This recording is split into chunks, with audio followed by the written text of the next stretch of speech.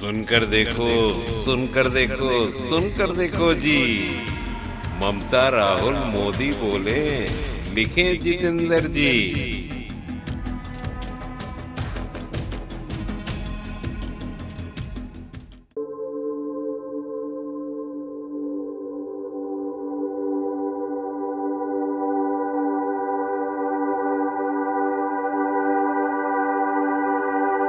जो निष्कर्ष इस फैसले में आया है अंत में, उसमें बिल्कुल स्पष्ट उन्होंने कहा है, the executive power of NCTD with respect to entries in list 2 and list 3 shall be subject to the executive power expressly conferred upon the union by the constitution or by a law enacted by parliament.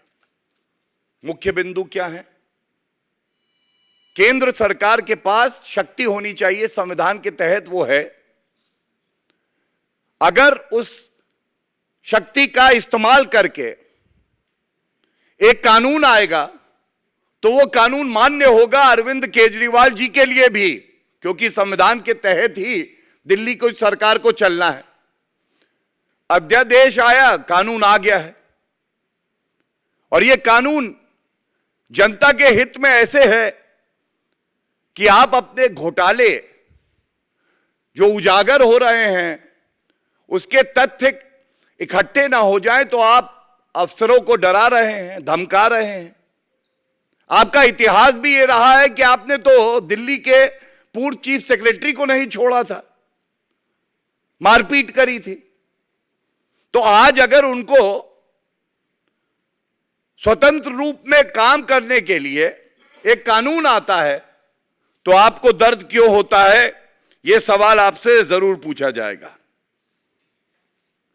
और मैं